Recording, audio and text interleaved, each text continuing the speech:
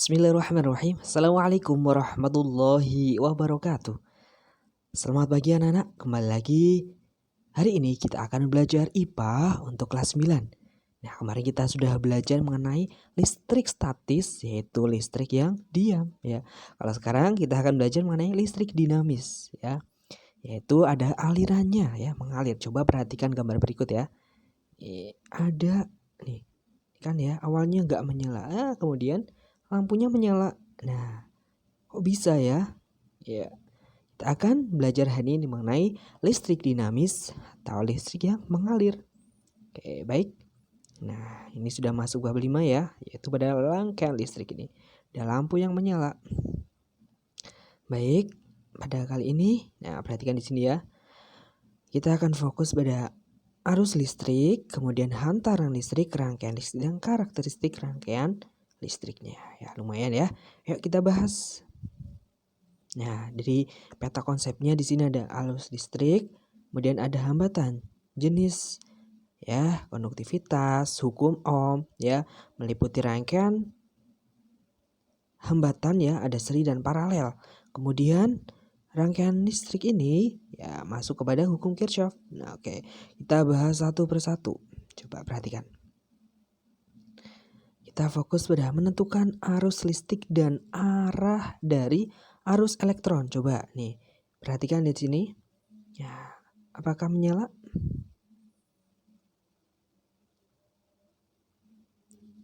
Iya. Setelah diklik, nah, ya, atau setelah dipencet akan menyala. Nah, nih sebelahnya. Nah, ini perhatikan ada namanya arah elektron dan arah arus listrik. Nih, yang merah ya. Yang merah ini adalah arus listrik, yaitu dari mana? Positif ke negatif. Kebalikannya, kalau yang elektron ya, arah elektronnya apa? Dari negatif ke positif. Nah, atau kalian bisa menyebutnya dengan aliran ya.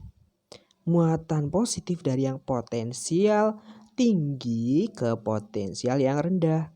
Kebalikannya, kalau arus elektron dari mana? Yaitu potensial rendah ke tinggi. Nah, negatif ke positif. Baik. Syarat arus listrik dapat mengalir pada suatu rangkaian. Nah, di sini ada rangkaian berbuka dan rangkaian tertutup. Coba, ini kan kalau terbuka ini pada lihat di sini. Fokus ya. Nah, mati. Kebalikan di sini. Sudah tertutup di sini ya. Nah, ya bisa menyala ya, atau kalian di rumah ya sering ya. Gimana biar menyala lampunya? Ya diceklek ya pada bagian saklarnya. Dalam rangkaian apa agar arus listrik dapat mengalir? Ya, yaitu pada rangkaian tertutup tadi. Nah, di sini ada aliran arus listrik tadi ya, sudah dijelaskan di awal. Arus ya, arus listrik atau I-nya itu dari mana ini? Perhatikan. Ini awalnya kan banyak ya. Nih, katakannya ini potensial tinggi dan potensial rendah. Nah, ini kan tadi ya sudah mengalir. Nah, ini fokus dulu sekarang pada arus listrik. Ya, arus listrik dari mana? Yaitu dari tinggi, potensial tinggi ke potensial rendah. Kebalikannya, kalau arus elektron itu dari potensial rendah ke potensial tinggi, gitu ya. Nah, apakah ketika terjadi aliran muatan listrik dari B ke A sampai muatan di B itu harus habis? Nah, ketika benda A dan B memiliki jumlah dan jenis muatan yang sama, maka kedua benda dapat dikatakan telah memiliki potensial. Bagaimana? Jadi, arus listrik dapat mengalir jika adanya beda potensial. Itu ya. Udah jelas. Baik, kita lanjutkan. Ini mengenai arus listrik.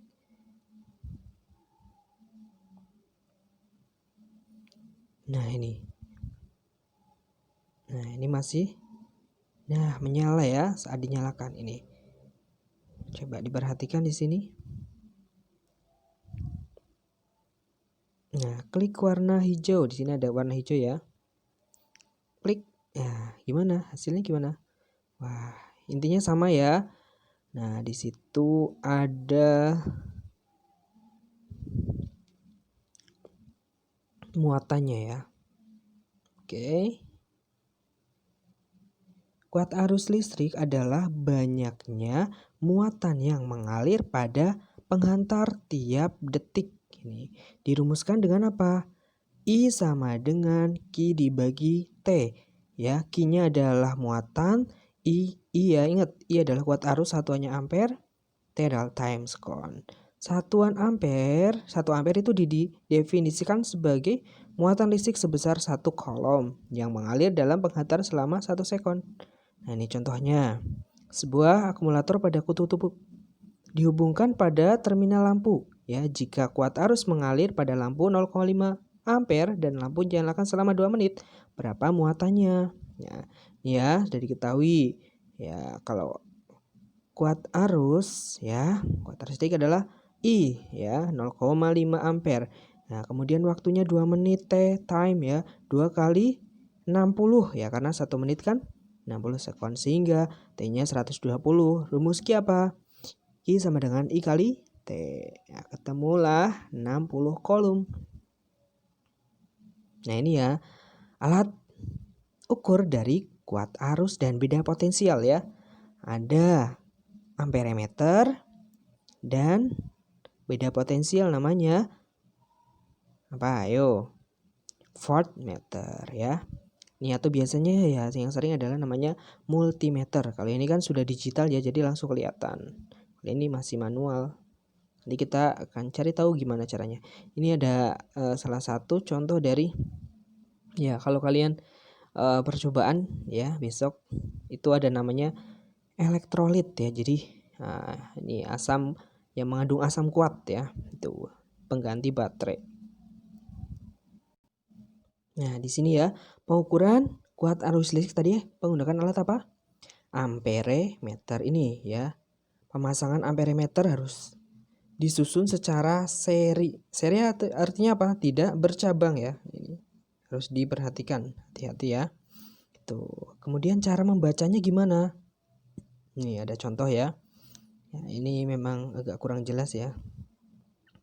Ini alat dari amperemeter. Ada skala maksimumnya di sini ya. Nah, 100 maksimumnya, kemudian yang ditunjuk ini berapa? Nah, di sini berapa? Yang ditunjuk di sini ya, misalnya di sini adalah 34 ya. Misalnya ini menunjukkan 34 ya, karena kurang jelas biasanya kalau kalian praktek langsung bisa. Ini 34, maksimumnya ini berapa? 100.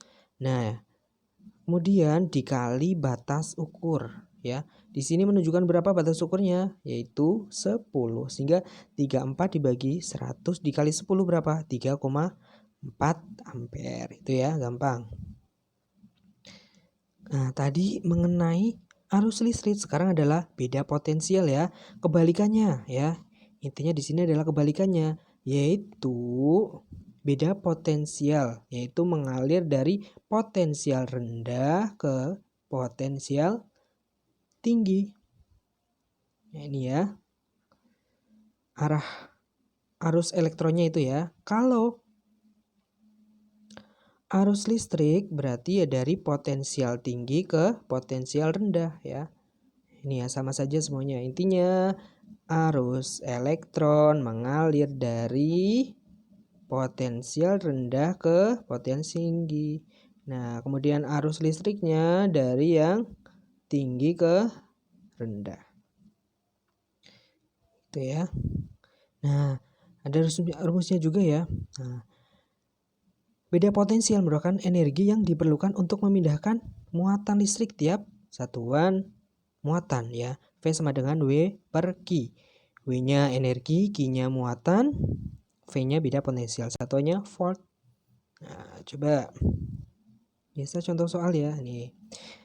Jangan lupa diketahui ini 1,5 volt itu apa? V ya. Kemudian 50 kolom itu muatan sehingga Q. Nah, yang ditanya apa? Besar energi itu W. W tadi dari rumus tersebut, W sama dengan V kali Q. Nah, 1,5 kali 50 itu 75 joule.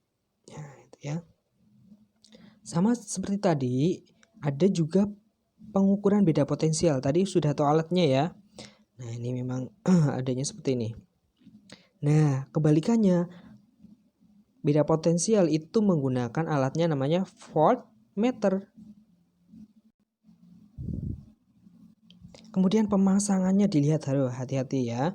Pemasangan dari voltmeter pada rangkaian listrik itu secara paralel ya. Nih, sudah tahu ya, ini gambarnya. Kemudian ini ya, kalau sudah itu contohnya pemasangannya di sini.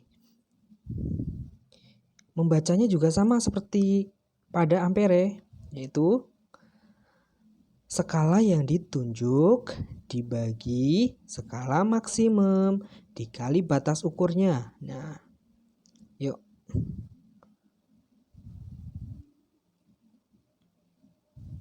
Di sini yang batas ukurnya adalah 1 ya.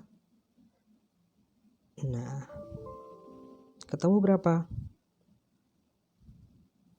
Ya, kita lihat di sini adalah 40 ya. 40 yang ditunjuk, terus maksimumnya ini yaitu 100. Nah, sehingga 40 per 100. Nah, kemudian 1 ini adalah batas ukurnya. Sehingga 40 dibagi 100, 0,4 volt. Nah, selanjutnya ada namanya hukum Ohm.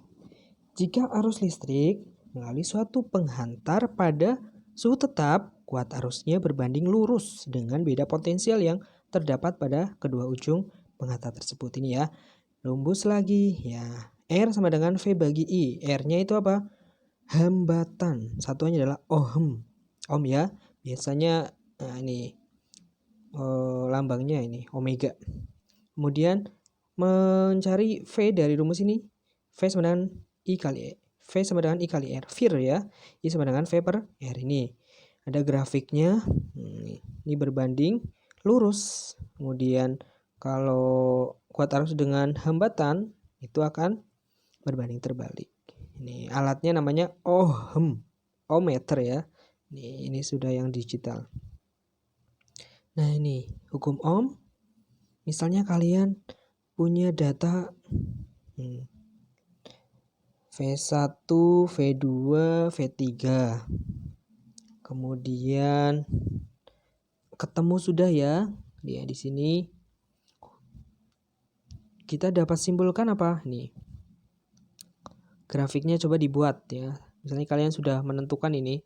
Nah, sudah ada hasilnya ini. V-nya dan I-nya ya. Kita buat grafiknya. Nih. Ada 0,2 dengan V-nya 1,2. Sampai ketemu. Nah, coba yang awalnya V-nya 1,2 itu hanya I-nya 0,2. Kebalikannya, kalau besar 4, nah I-nya 0,5. Berarti kan semakin besar beda potensial, nah kuat arusnya atau I-nya juga semakin besar. Sehingga di sini adalah berbanding lurus. Nah, bisa ya. Kemudian di sini, kalau tadi kan V dan I, sekarang R. R itu apa? Hambatan. Satuannya apa tadi? Ohm ya. Nih bisa dilihat ya, berbanding terbalik ya. Semakin besar R-nya atau hambatannya, maka gimana? I-nya atau kuat arusnya semakin kecil. Nah, bisa dilihat ya ini. Makin ke sana kan I-nya gimana? Semakin kecil. Oke, itu ya, berbanding terbalik. Ini contohnya. Tegangannya 75 volt ya. Mengalihkan kuat arus 5 ampere. Nah, berapa hambatannya? Mencari R ya. Nah, tadi R sama dengan V bagi I. V-nya 75 bagi 5 berapa? 15 ohm ya, ohm. Nah, ini contoh lagi, ada tujuan menyelidiki ya faktor yang mempengaruhi besar hambatan kawat. Ini perhatikan. Ternyata I yang pada A itu lebih besar dari I yang B ya. I itu apa tadi? Kuat arusnya. Nah, nih dapat disimpulkan semakin panjang kawat maka hambatan kawat semakin besar. Hambatan kawat sebanding dengan panjang kawat atau R. Ini rumus apa? Berbanding lurus dengan L. Nah, ada percobaan kedua. Ini berdasarkan jenis kawatnya ya. Ada yang pertama menggunakan aluminium, yang A, yang B menggunakan apa? Tembaga. Nah, ternyata diperoleh hasil semakin besar hambatan jenis kawat, maka hambatan kawatnya semakin besar. Ya, hambatan kawat itu juga sebanding dengan hambatan kawat jenis, itu ya. Ternyata seperti itu. Kemudian di sini ada lagi. Ini tergantung dari luas penampang ini, kan beda ya. Luasnya berbeda atau sama? Ya, berbeda ya. Nah, semakin besar luas penampangnya ya, luas penangkapan dari kawat, maka hambatan kawat semakin kecil. Nah, hambatan kawat berbanding terbalik dengan luas penampang. Luas itu A ya. Ini. Apa saja faktor-faktor yang mempengaruhi besar hambatan pada kawat? Yaitu ada panjang kawat atau L, luas penampang A. Nah, kemudian hambatan jenis kawat atau rho ya, masih ingat ya, ini lambang dibacanya rho. Satuannya ohm per ohm meter, kemudian luas yo meter kuadrat, panjang meter, hambatan ohm. Ini. Nah, sering mendengar istilah ya, ada konduktor, semikonduktor dan isolator. Ya, konduktor ini ya zat yang dialiri listrik itu dapat ya dengan baik ya. Zat yang berfungsi sebagai konduktor atau isolator berdasarkan keadaan benda itu yang semikonduktor. Kalau yang isolator berarti zat yang tidak dapat dialiri listrik dengan baik. Ini tabel dari hambatan jenis. Itu ya, ada perak, tembaga. Nah, buat lebih paham kalian coba lihat di sini. Ada kayu, kira-kira kalau dialiri akan menghasilkan? Nah, ternyata kayu yang pertama tidak nyala lampunya. Kemudian kalau plastik gimana? Nah, plastik juga sama tidak menyala. Nah, perhatikan di sini ya. Nah, karena dia termasuk kayu dan plastik termasuk apa? Isolator ya. Kurang baik dalam menghambatkan atau menghasilkan listrik. Nah, ini sekarang aluminium. Nah, ini sudah menyala. Nah, karena aluminium termasuk apa? Konduktor. Besi gimana? Wah, besi juga menyala. Sekarang tembaga.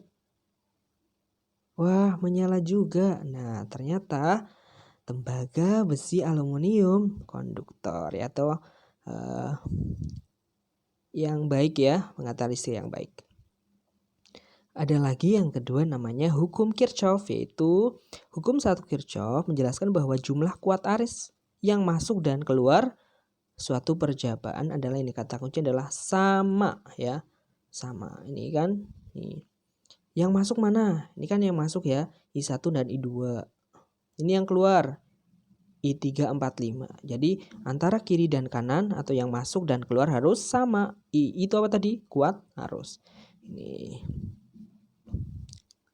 Ini pada recancer ini ya. Contohnya, aduh ya itu. Nah, pada rangkaian tidak bercabang atau seri, kuat arus listrik di mana-mana adalah sama. I-nya adalah sama. Kemudian paralel sama atau berbeda? Ya. Ini adalah rangkaian paralel. Tadi sudah tahu ya. Oh iya, kalau paralel itu apa tadi? Adanya bercabang. Ya, bercabang kan. Nah, jumlah kuat arus listrik yang masuk pada titik cabang sama dengan jumlah kuat arus yang keluar. Atau biasa kalian tadi gimana?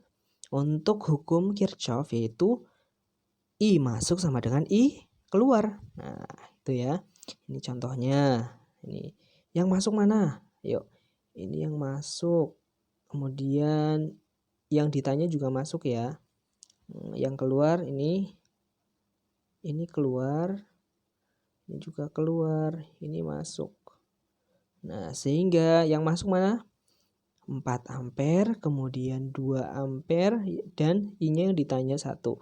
Kemudian yang keluar mana? 5 ampere dan 3 ampere. Nah, kiri kanan harus sama. Nah, 6 ampere ditambah I sama dengan I keluarnya itu 8 ya, otomatis ya. 6 tambah berapa biar jadi 8? Ya jelas 2 ampere ya, gitu ya. Mencari hukum Kirchhoff. Nih rangkaian pada lampu listrik ya. Nih ada yang seri dan paralel. Nah, itu pada lampu. Kalau ini pada baterai ya. Ini yang seri, ini yang pada baterai yang paralel.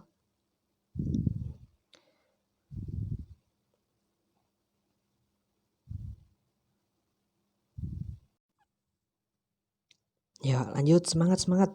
Jadi susunan seri pada hambatan ini. Seri kan nggak bercabang ya tadi ya. Kata kuncinya ada R1 atau hambatan 1, R2 hambatan 2, R3 hambatan 3.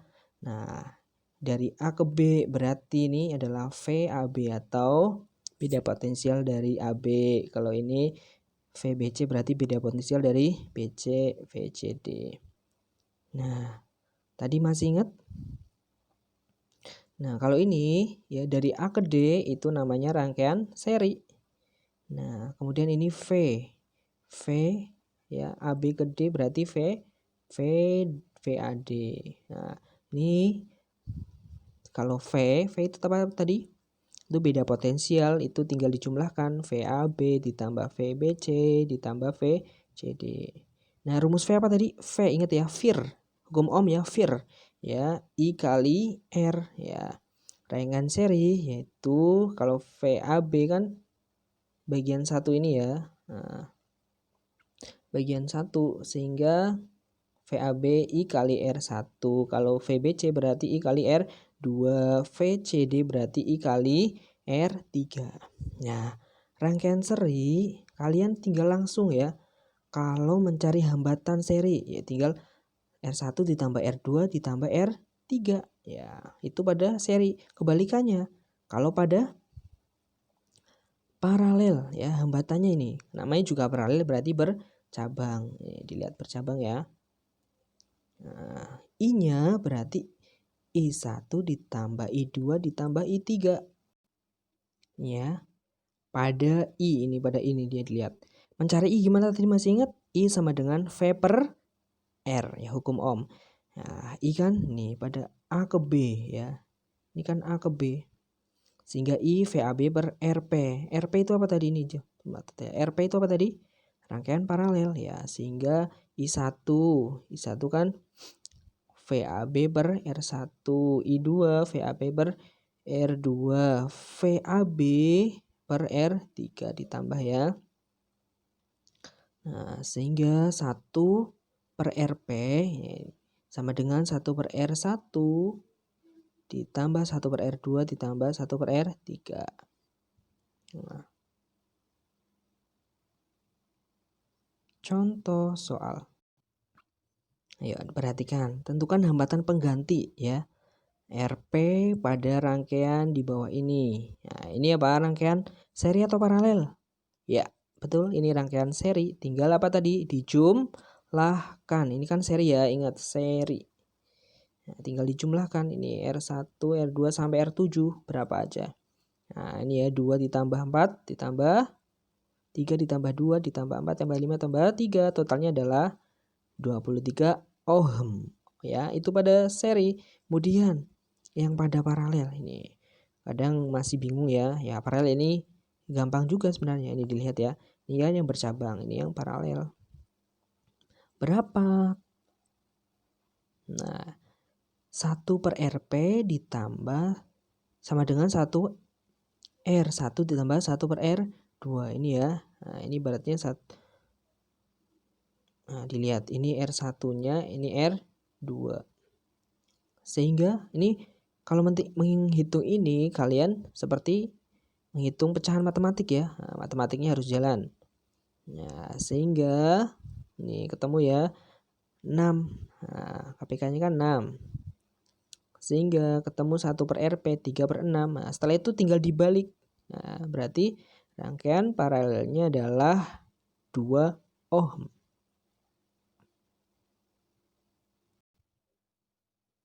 Nah, masih lanjut.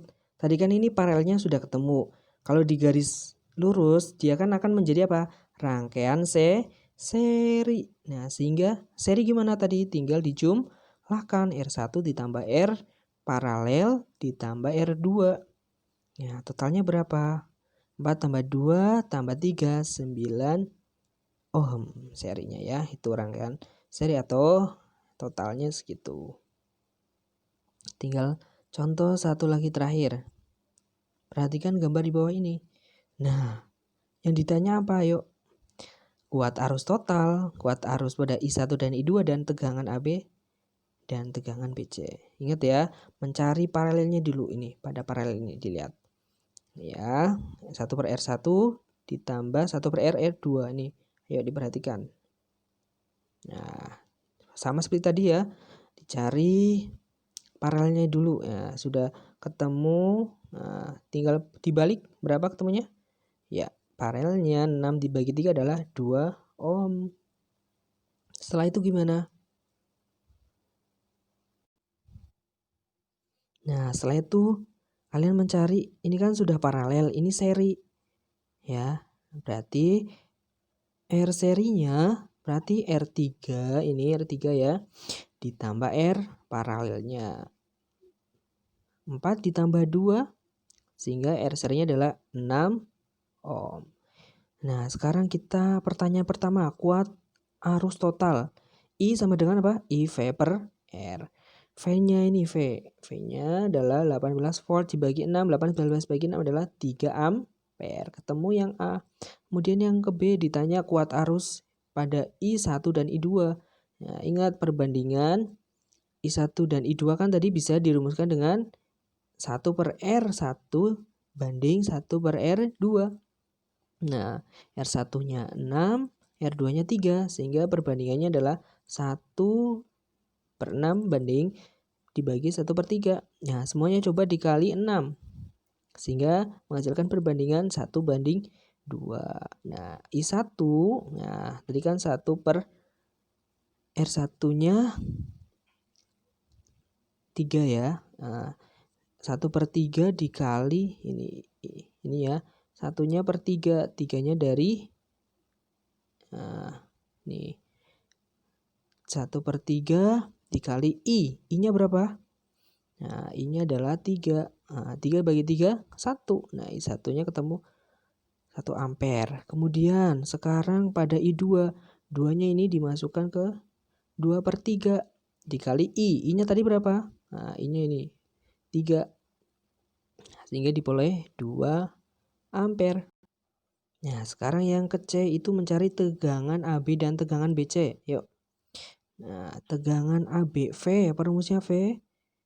V sama dengan I kali R. Nah, I-nya, R-nya 3. R3 ini berapa R3-nya? Ya, 4 ya. R3-nya kan 4 ini, perhatikan. Sehingga 3 kali 4, 12. I-nya dari ini ya. Oke.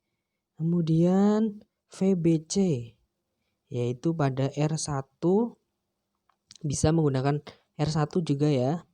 Bisa menggunakan R1 kalian. Sehingga I kali I1 kali R1 sama dengan 1 kali 6. Ya, I-nya ini tadi. I-nya masuk ke sini. Nah, kemudian 1 kali 6, 6 volt. Itu yang VBC. Terus sekarang VBC bisa juga dengan I2 kali R2. I2-nya pakai ini. Ya, I2-nya ini. Kalian masukkan ke sini. Nah, sehingga 2 kali 3. Nah, 3-nya dari mana? Yaitu R2. R2 tadi ya. Itu tadi pembelajaran hari ini. Tetap semangat. Ya, betapa pentingnya ya listrik ternyata seperti itu. Ada yang mau masuk jurusan elektro, ya harus mendalami lagi tentang listrik. Terima kasih. Semoga bermanfaat. Assalamualaikum warahmatullahi wabarakatuh.